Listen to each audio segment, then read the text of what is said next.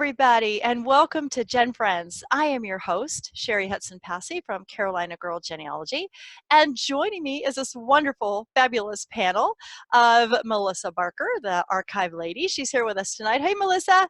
Hello, Cheri and Kathryn, Christine. I'm not really coming to you from the archives, but this is what the inside of my records vault looks like. So that's cool. It's my happy place. I can see why.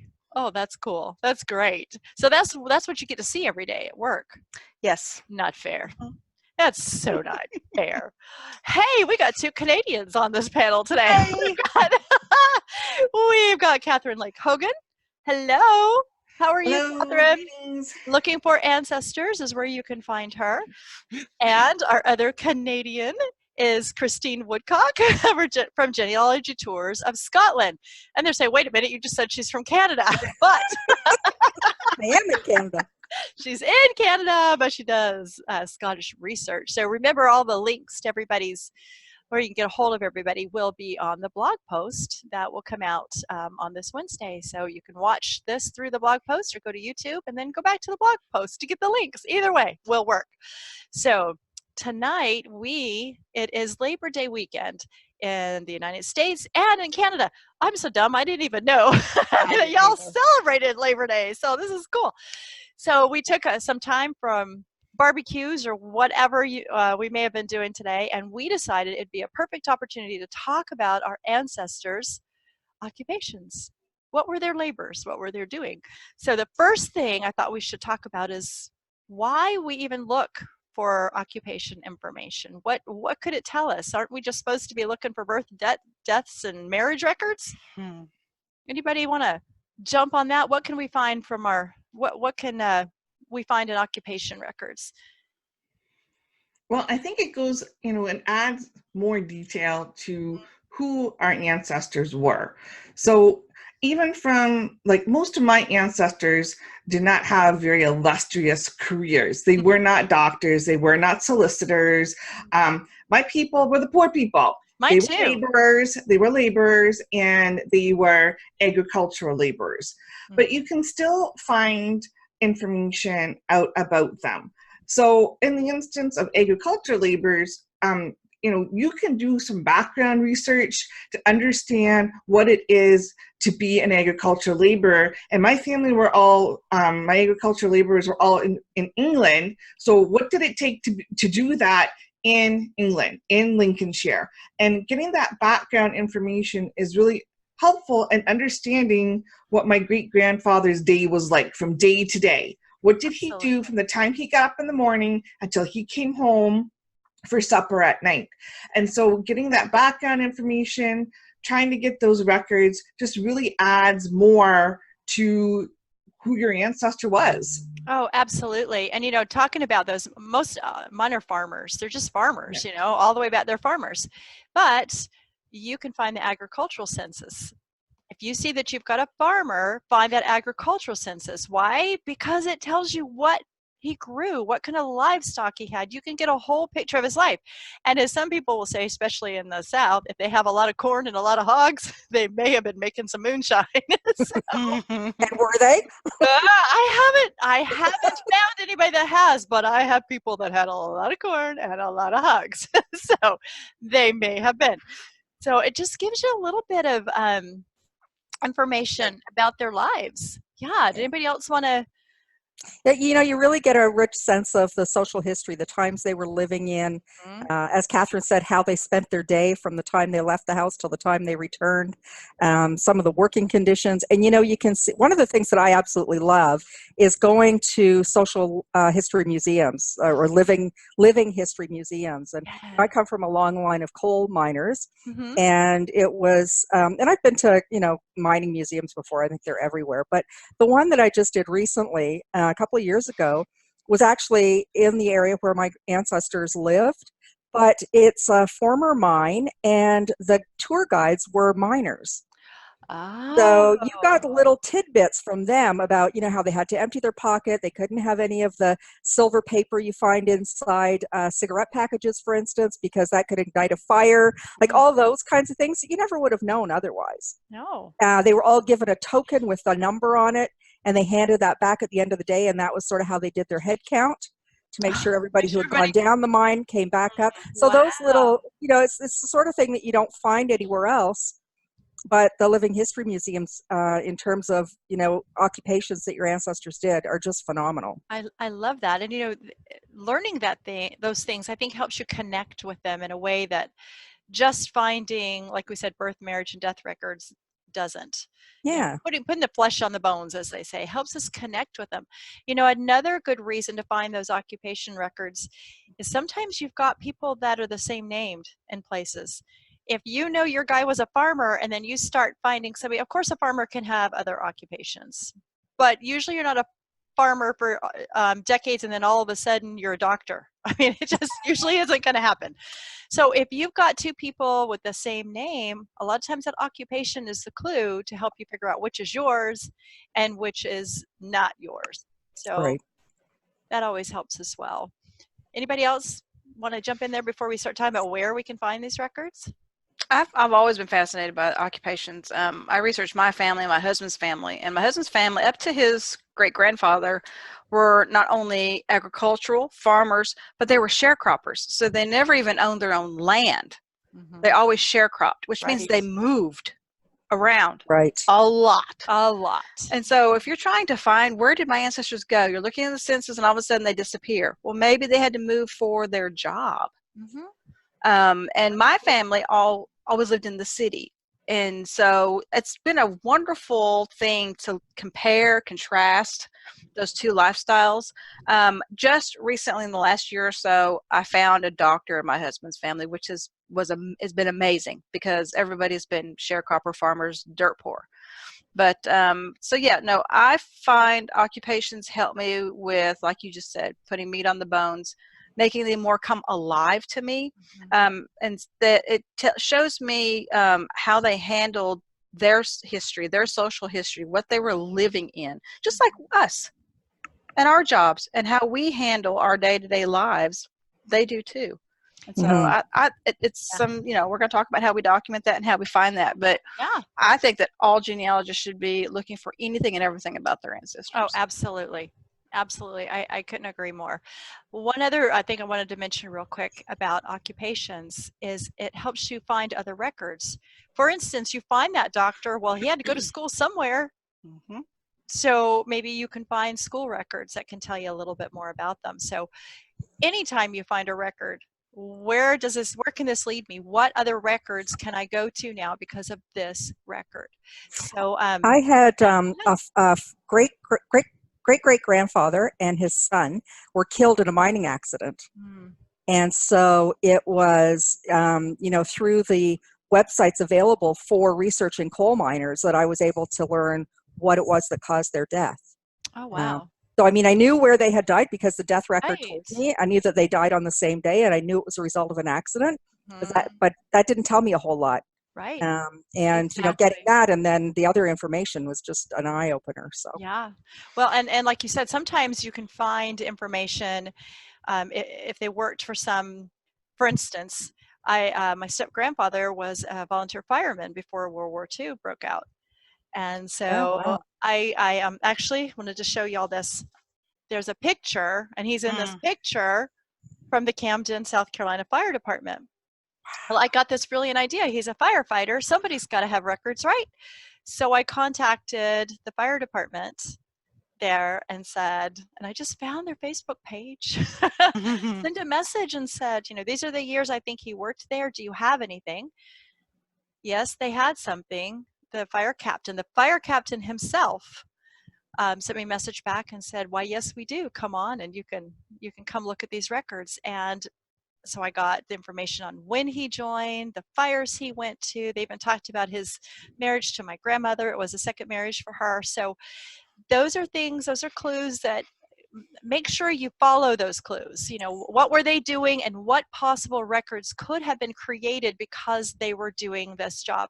Newspapers are full of information, even if our ancestors were just farmers or sharecroppers, as we talked about, because I've seen things that say, so-and-so's bumper crop of cotton came in. He didn't have a big farm. As a matter of fact, I believe that he was sharecropping at this time, but he was working the land, so they credited it to him, you know, and talked about him coming into town and selling the cotton. So, you know, check all those sources to see what you can find. So anybody else want to say anything about why they're important, or else we can just move right on to where we can find some of those that information? Okay, well, let's move on then. Like we mentioned, the census usually will tell you what your person's occupation is. Most of mine say farmer. Most of mine say farmer, and then I can look down, and a lot of times it'll say the wife was keeping house, you know, and then the children are helping on the farm. So that's a lot of what I have. So that's a good source, and then just follow that trail to anything else. Who else has got another? And then of course I showed you the picture, so look around at those photos that you have in people's things and see if you can tell by how they're dressed or what they're doing. I've got another picture I'll show you, but I'll do that in a little while. I want to give somebody else a chance. Okay, well, I'll jump in. Okay, good. Because my grandfather was a shipwright carpenter, which means he was apprenticed. And I didn't find out a lot about that until I read a newspaper article about him. So he was like well into his 80s, and he was interviewed for our local newspaper. And it's one of those little articles in the newspaper about, you know, people around town, or, you know, interesting people. And so he was actually interviewed twice. And so I have the newspaper clipping, and in one of the interviews, he gave information about him growing up back in Wales and how he had been apprenticed at the Pembrokeshire dock. Oh my I knew goodness. none of this stuff, like none, none. Okay. Wonderful. And it also Did you dance? That is a fabulous example. I know. Doing the And it also Absolutely. told me that he served in the First World War up in the Orkney Islands during the whole war. And I did not know this stuff from my grandfather. He was a lot, and I mean a lot older than me. My grandfather was born in 1894. Okay, so he was a lot older than me. So I was not interested in any of that stuff when he was interviewed, because I was a teenager. Could have cared less. Exactly. Now, you know, now I've got all that information. So when my grandparents died, that information, all their stuff got passed down to my mother. When my mother passed away, that all got passed down to me. In those, my grandparents kept a lot of stuff. In those records, are you ready for this? I have his naval permit from World War I. And then at the end of the war, he was let go at the Pembrokeshire dock due to the reduction of hands. I have his layoff notice from 1919. And I'll be going to Pembrokeshire dock in October, and I'll be about 3 weeks out to 100 years to the day. And so I'm going to bring a photocopy with me, you know, and see. And then I'm going there because I want to learn more about what they did. So it's those types of little things that you find the clues, and you're like, okay, so he was apprenticed, so there might be apprenticeship records. So when I go to visit the Pembrokeshire dock, I can ask about those. If I wasn't going there in person, I could email them and say, what records do you have available? So there's a lot more available, you know, than you originally, you know, may have thought. Any type of a trade, they likely would have been apprenticed, which means there's going to be more records. And I don't know, maybe Christine can speak a little bit more about the guilds and things like that. Could I? Go right ahead. Some of them, girl. That's a good segue to Chris. Okay. Good dance notice on that might have been helpful. You can do it, Chris. You can do it. A lot of the, most of the trades actually had their own guild, which was like a club. So, you know, we know the stonemasons, for instance, they are the basis of the Freemasons. So they had this club where they all got together, and it was through them that you were entered into the apprenticeship. They monitored your apprenticeship. they're the ones who gave you your ticket to allow you to pass to be your own journeyman. And then they had, like general monthly meetings, or of the executive, they'd have, they often put out newsletters. They all had their own hall. So just a ton of information that you can get from there. And, in those records, and some of those records actually are on Find My Past, particularly for Britain, you can find out where they lived, who their witnesses were at the time that they were made an apprentice or a journeyman, who it was that nominated them to be an apprentice. Just a really wealth of information if you're able to get your hands on those. Wow, that's great. Just another place to go look for records. Yeah. Yeah. I found, speaking of those societies and things like that, in one of my great-grandfather's memorial book for his funeral, they will list occupations, clubs, whatever.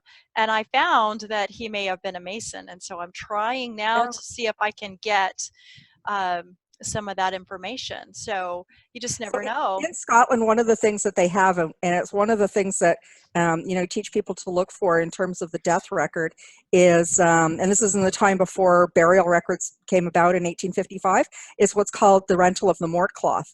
So a mort cloth was basically, it's just a draping for the casket. You know how we see, like with military funerals, just see the flag. So this was the same idea. It was generally just black. If you were, well-to-do, it was velour. If you were just your average Joe, it was kind of like terry cloth. And so they rented this from the church for, really just long enough for the day of the what do you call that? Procession. And then it went back to the church. And but if you were, say, let me think, like a carpenter, or you were, a candle maker or something like that, you would have the guild's mort cloth. So it would be more like a flag, and it would have the emblem of the guild on it. So in some ways it was like free advertising, right? But you wouldn't then find those records in the church records for rental.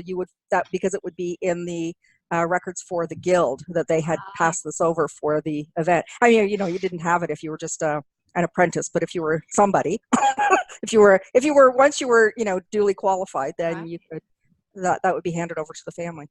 So all sorts of clues to economic status. Yeah. Melissa, what do you some tips on finding occupations?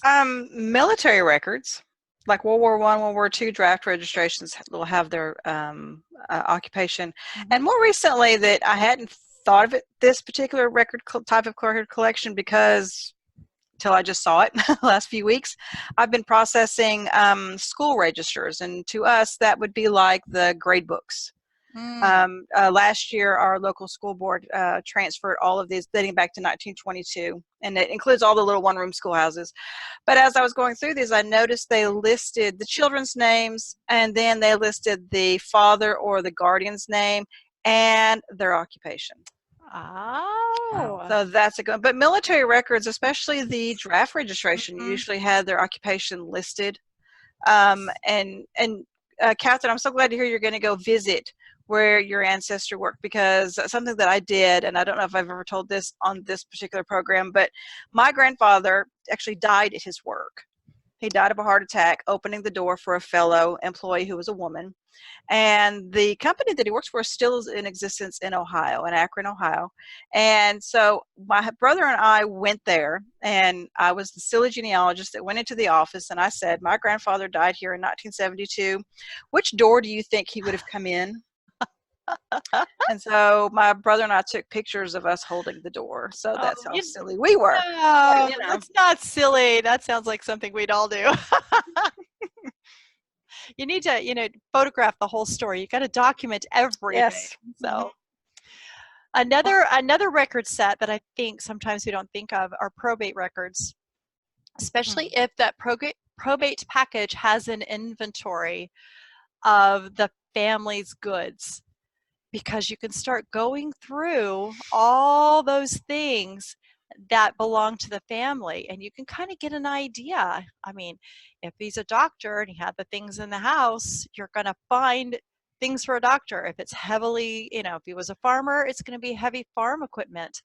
You can find maybe that His wife might have been sewing for people or just for the family, which is an occupation if she's making things for everybody, you know, spinning wheels, all sorts of things, you know. So those can give you a really, really good clue of what their occupation may have been.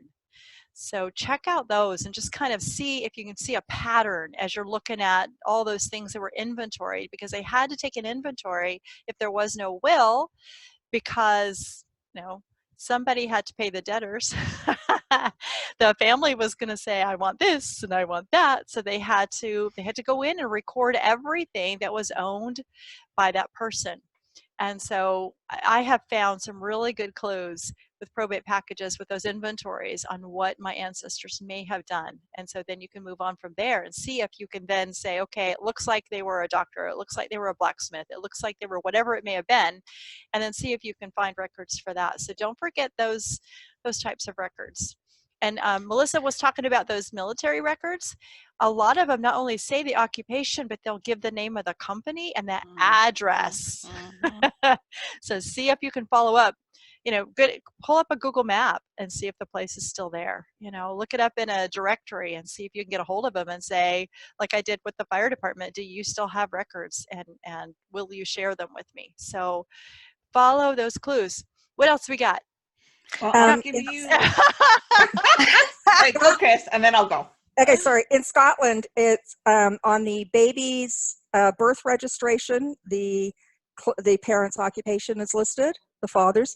On the marriage, the occupation of both the groom and the bride are listed, as are each side of their parents. Wow. So the marriage record in Scotland always gets you one generation back, because it lists the bride's mom and dad and the groom's mom and dad and their occupations.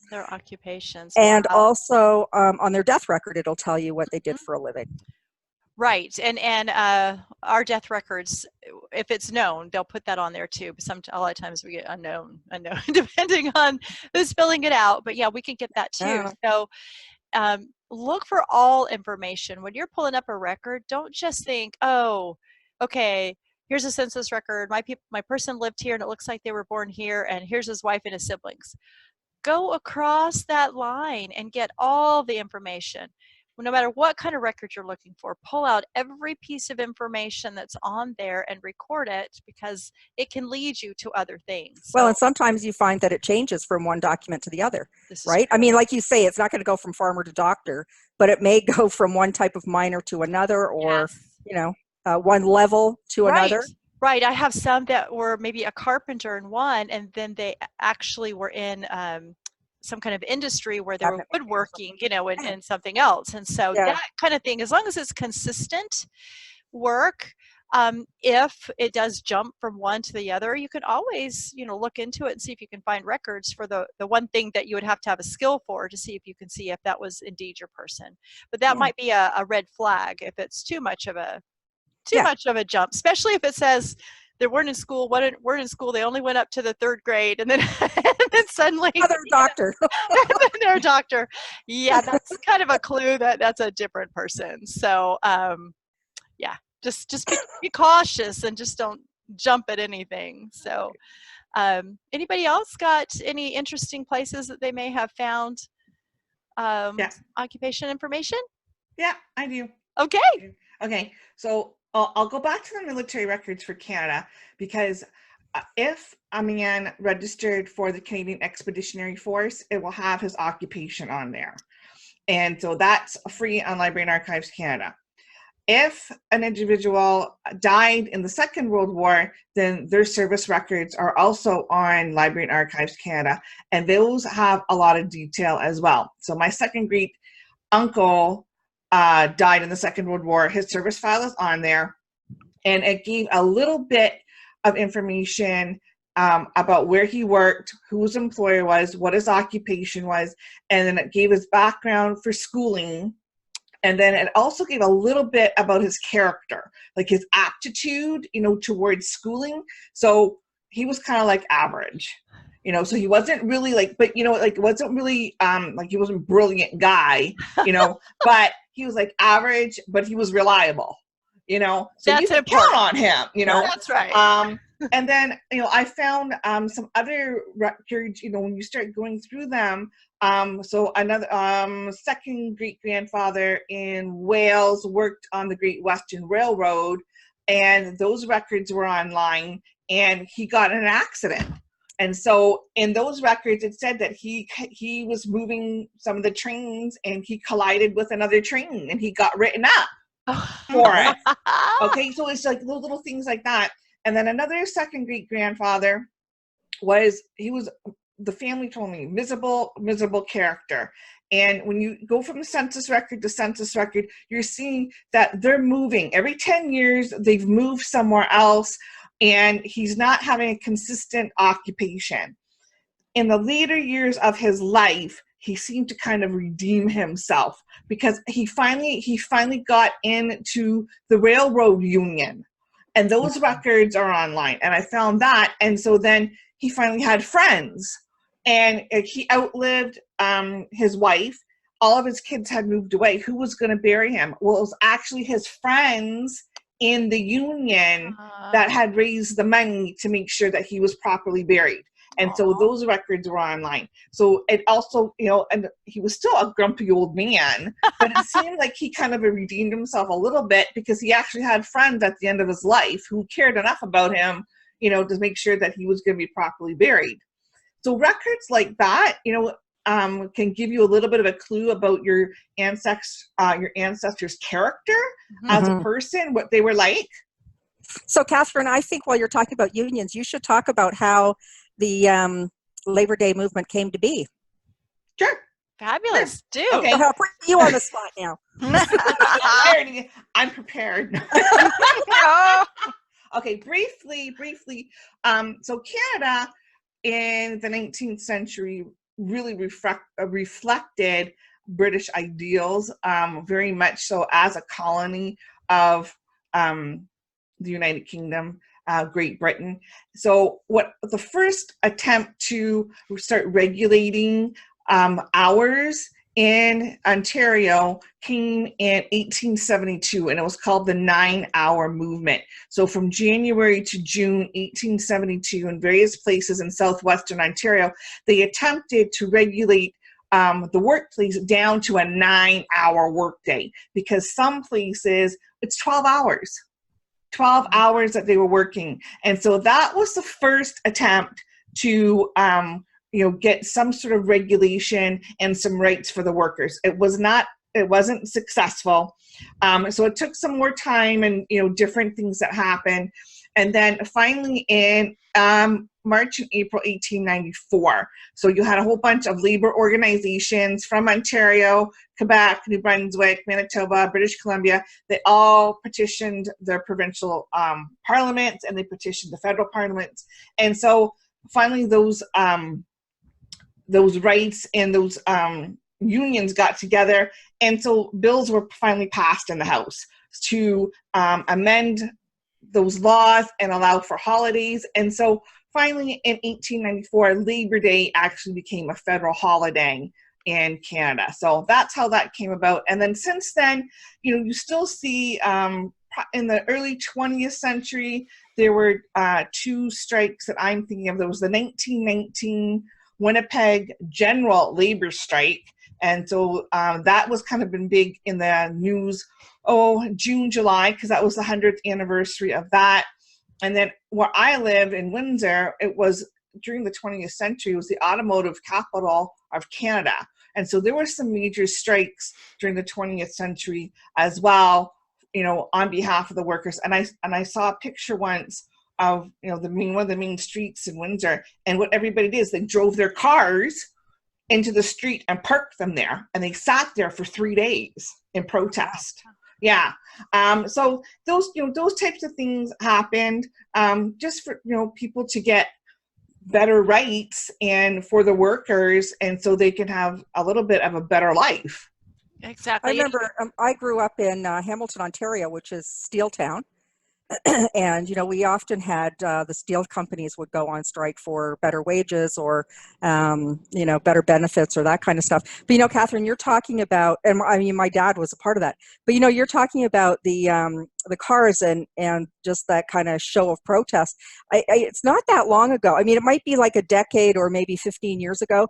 Do you remember there was a whole bunch of farmers got together and drove their farm equipment down the 401, and they took over one of the bridges. Was it one in Detroit, Michigan, the No. Windsor, Detroit, or was it Niagara?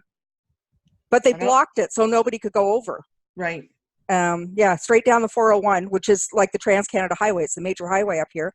And yep, so here they are. You know what it's like to get behind a tractor just on any road. Never mind when they're taking over, 6 lanes of traffic.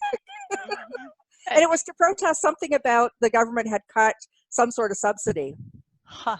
Those kind of social history things are so fascinating to read about and learn about because our ancestors lived through those times. What were they thinking? They read about them or heard about them from the newspaper. Hey, Joe, did you hear what happened in Canada? Or did you hear what happened over in the next state or, in their own state somewhere or even in their own town? So, learning about those things and placing them and thinking about what they may have been. Did they participate? Or were they just bystanders by, reading it in the paper or something. So it's just fascinating to think about what they may have been going through those times. And speaking of the newspaper, newspaper ads sometimes can help you discover, what your ancestors were doing, especially if they are, I've found, some that was selling, like those silly medicines that would snake oil. It's been a side job. For clients, I found that they owned a store and there were ads all in the paper about the store, insurance agents, just all sorts of things that that you might be able to find. And then there's those obituaries, which we sometimes think that's only what a newspaper is for, is going to find the obituary. Obituaries many times will list what the person did for a living. So don't forget. When I found out that Andrew and William had died in the mining accident, there's a website, it's called Scottish Mining, and they have a list of all the inspector reports. So if an accident occurred, then the mine inspector would go out and sort of, document what had happened. But they actually, the people who ran the website, they contacted me about 6 months after I had contacted them. My first, I asked them about the inspector's report and they gave me information. And then I said to them, do you have any newspaper stuff? And she said, no, we don't do that. Well, they do that now. It actually links up. But it was through there that I learned, that they were on a lift. It was the end of the shift. They were about 100 feet from the, coming up out of the mouth of the mine, and the lift let go. And they plummeted to their death. And there was another man on the lift with them. And it was his first day. And he had said during the shift, I will never be back. This is not for me. But he never got the chance. Oh, that's so sad. Well, and then when you learn about when you start to understand more of the social history of the occupation, miners really were, they weren't indentured really, but they were, servant really to their employer. There was one point back in history where if a miner had run away, the mine owner could go back and retrieve them and bring them back and make them work. Wow. Yeah, that was sort of before the 1842 commissions. I think it was 1842. But they put up housing for the miners to live in. So Andrew and William and his son Andrew and their, I think, 4 or 5 daughters lived in this house. After William and Andrew died, there were no miners left, so Judy and her daughters were also put out of their house. They didn't have anywhere left to live. Yeah. So you don't get that piece unless you really understand the social history of the occupation. Exactly. It was probably like, where did they go and why aren't they living there? Exactly. Yeah. I have one line of my family, there's a bunch of mill workers, cotton mill workers, especially right before World War II, through the war, and right after. I was able to pull up on, they were in South Carolina, North Carolina, but South Carolina has a digital library, which most states do. And on that digital library, as I typed in, the mills names, I was able to find some pamphlets, what they would have gotten, instructions on when they started working. They had photos of the mill houses. They had floor plans of the mill houses, so I could kind of see what they would have looked like inside. So try those kind of things too. If you find Some out, of those places too, Cheri, had company stores. Did yours? yes, it had a company store. So Exactly. there'd be accounts books maybe with their names in it. Exactly. So I've looked for those. I haven't seen any, but that's one of those, one of those things on my to-do list. How fascinating that would be to see what they were coming in and buying. Yeah. So, yeah, so there's things like that it's kind of an out of the box kind of thing. You don't think sometimes to see if the digital library would have something about wherever they may have worked. So, check places like that, check archives, check museums like we talked about, historical societies, call somebody in the town and say, especially at a historical society, and just say, my ancestor worked here. Do you know if there's any records? What's available? Sometimes some of the companies would have their own magazine as well. Yes. Right. And Yeah. so, and they want to put on a good show about what their company did and how they treated Yes. people. And that's maybe where you'll get photographs, just candid photographs as they're going through photographing different parts of the mill or whatever, Exactly. I heard rumor that they were going to start digitizing some of those for some of the mills. Nice. That would be fabulous. My step grandfather, after he got back from World War II, was hired from a plant called DuPont. And as I was, everybody knows DuPont, but he started working for that. And I found there was things, and I don't know. It's upside down. Backwards. Oh, it's upside down. It's upside down. Anyway, so there's his little, his badge from there. So if I hadn't known that that's where he worked, going through his things, I would have seen that and gone, oh my goodness, he worked for DuPont. I'll go and, see if they've got records. I also found his application when he applied. So I've got that. That's really fun. So, yeah, that was, wow. That was a good job for him. They treated him well. And then I'm going to see if I can't show you guys this picture. But now my stuff is not up for me to even share screen. So let me see if I can figure it out really quick. So share screen, and I want to show you this. Let's see if it'll. Do you guys see that? Not yet. It's coming. Oh, wow. So this is a photo of my grandmother's father. He's the one in the light linen suit. Very dapper. Very dapper. And he worked for a store in downtown Sumter, South Carolina. And what I think is really cool, and apparently it ended up changing into a JCPenney store at one time. Oh. That's not there anymore. But I love this photo because I can kind of zoom in and see the things on the shelf. What all were the hats and all the hats, and what were they selling? Haberdashery or something. And I have posted this photo in several different South Carolina Facebook pages, because I'm hoping that the girls, now I know who his boss was standing next to him, but who are these saleswomen? Do their families have this photo? How fun it would be to be able to share that with them. So just another thing my grandmother had, and she shared it with me. And so I just thought, you just never know what you're going to find in family things. So let me see if I can get back to us. Well, while you're doing that, we were talking about the company store. And I don't know about Canada. I can't imagine why it wouldn't be this way in Canada, but have you ever heard of Loony Money? Loony. Canadians have loonies. Well, $1. Loony Money is company store money that the employees were paid with, but the catch is that they could only use that company store money in the company. I hadn't heard it called that before. That's cool. Called I like Loony that. Money. Now I know we have examples of it in our archives for local stores and mills that we had here. Yeah. So you can go on, and a lot of them they're sold on eBay. I was just going to say go on eBay and look for the stores where your ancestors worked and see if you can't find some money that they were maybe paid with. Mm-hmm. Wow. I've seen some, and I've said to myself, I need to order some. I need to get some of that so I can. Yes. But so far, I'm seeing ones for not the mills, but other mills. Right. So I keep looking because people are always selling that. Yeah, yeah. How fun is that? It's just like we said. It gives you clues to go forward with other records.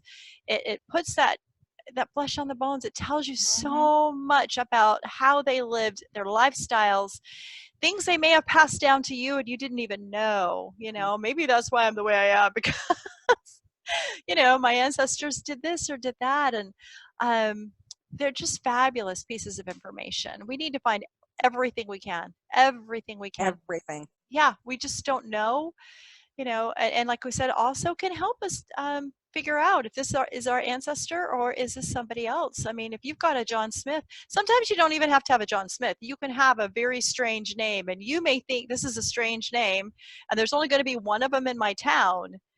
Surprise. And then you figure out, oh, this name sounds strange to me, but at that time period, it was not strange. My grandmother's name was Azalee Juanita. That was her middle name. Last name was Doherty. Now that was a mouthful.